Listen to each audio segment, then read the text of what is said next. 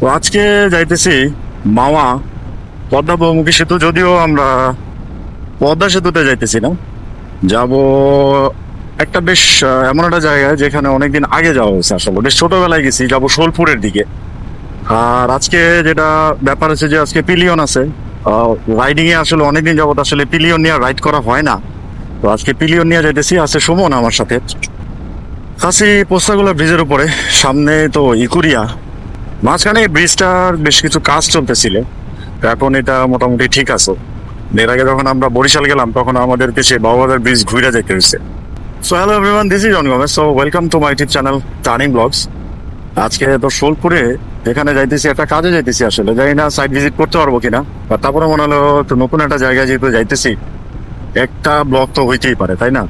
তো সেক্ষেত্রে একটা নতুন জায়গায় আপনাদের সাথে একটু এক্সপ্লোর করি, তো দেখাই যতটুকু পারবো দেখাবো, জানি না কতটুকু দেখাইতে পারবো।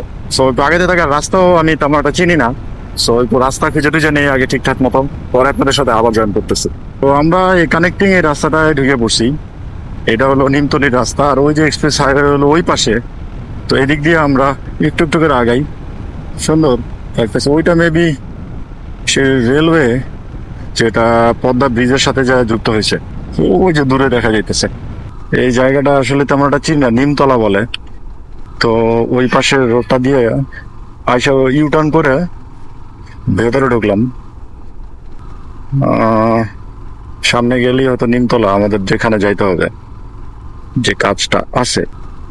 তারপরে যদি সময় থাকে হয়তো একটু এদিক ওদিকে ঘুরে দেখতে পারি, জানি না। আমার একটু সোলপুর চার্চে যাওয়ার ইচ্ছা আছে, যদি এটা কাছাকাছি হয় তাহলে ওইটা দেখতে যাবো। ওই ব্রিজটা দেখে মনে পড়ছে আমার, এই ব্রিজটা খুব পরিচিত। এখানে আমার ভাইয়েরও বিয়ে হয়েছে, তো এই যে এইটাই চার্চ।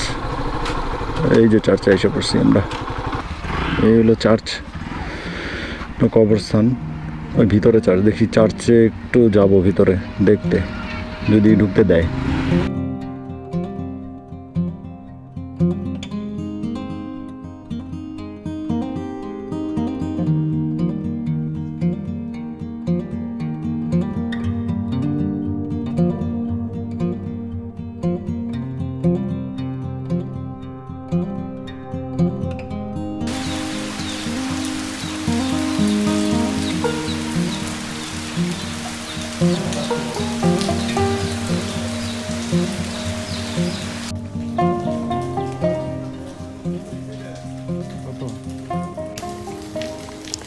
এখানে এত বৃষ্টি হয়েছে এতক্ষণ, আমরা ভাবছিলাম যে একটু সোলপুর যে চার্চ আছে চার্চটা যাবো, আশপাশটা একটু ঘুরতে পারি, বাট এত বৃষ্টি হয়ে গেছে। আর বাজে গেছে প্রায় 6:30, সো এখন আর জানি না আর ঘুরতে পারবো কিনা। তারপরে দেখি যে যদি বৃষ্টি না নামে তাহলে হয়তো একটু ঘুরতে পারবো।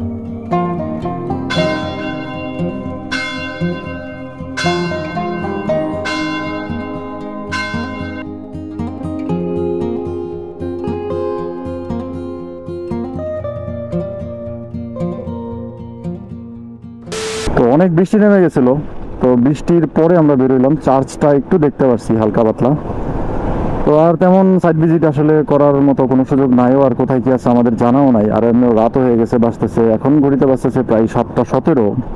তো এর জন্য এখন আবার আমরা বাসার উদ্দেশ্যে যাইতেছি। তো আসার সময় শাহবাগে দেখছিলাম কনসার্ট হতেছিল, বন্যার্থদের সাহায্যের জন্য কিনা সেটা জানি না, বাট হয়তো যদি এটা পাই হয়তো ওখানে একটু দাঁড়াইতে পারি। এই আপাতত প্ল্যান আছে, আর তেমন কোনো প্ল্যান আজকে আপাতত নাই। হয়তো আপনাদেরকে তেমন কিছু দেখাইতেও পারলাম না। তো তো সামনের দিকে আগাইতে থাকি, দেখি কোথায় কি আছে, আপনাদেরকে আর কিছু দেখাইতে পারি কিনা। চলো আগাই। অল্প একটু সময়ের জন্য হইলো হাইওয়েতে একটু উঠা হয়েছে, ওই সামনে দিয়ে একটা কানেক্টিং রাস্তা ছিল, ওটা দিয়ে একটু উঠলাম। তো অল্পই রাইড হইলো আজকে। আসলে মামাতে আসছিলাম, ইচ্ছা ছিল আমাদের একটু কি বলে মামা ঘাটে যদি যাইতে পারতাম। তো বিকেলবেলা এমন একটা সময় বৃষ্টি নেমে গেল, তো দেখা গেছে যে বৃষ্টি পড়তে পড়তে ওখানে অনেক বেশি বেলা হয়ে গেল। তো আজকে আর যাওয়া হলো না। তো নেক্সট ডে হয়তো ইচ্ছা আছে মামা ঘাটে একদিন যাওয়ার, তো হয়তো যাবো খুব শীঘ্রই। ফুলা রোডের এই পাশটাতে আসা হয়েছে। আসলে ফুলা রোডের এদিকে আসা হয় না। সেদিনও লাস্ট যে ব্লগে আসছিলাম শাহবাগে, তো ওই দিক দিয়ে ঘুরে মানে দেখতে দেখতে পরে ওই দিক দিয়ে বেরিয়ে গেছি, ফুলা রোডটার আসা হয়নি। তো এই রোডটায় আসলে এক সময় তো আমরা অনেক আসছি, বসছি, ভালো সময় কাটাইছি, ভালোই লাগে। এই রোডটা সুন্দর ফাঁকা একটা রোড। তো মেবি ওই দিকটায় একটু মানে ভিড়ভাড়টা থাকার পসিবিলিটি অনেক বেশি, এর জন্য এই দিক দিয়ে যাইতেছি, যাইয়া তারপর হাকিম চত্বরে গিয়ে বসবো।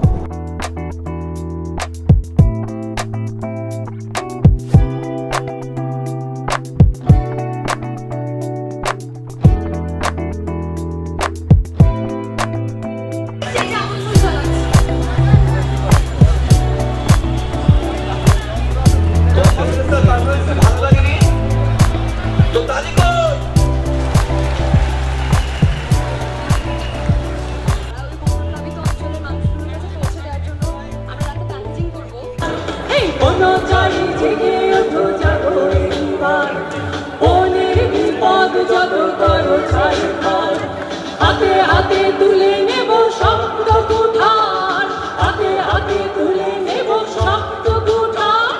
মাগো তোর সুন্দর বন হবে না উজাড়, মাগো তোর সুন্দর বন হবে না উজাড়।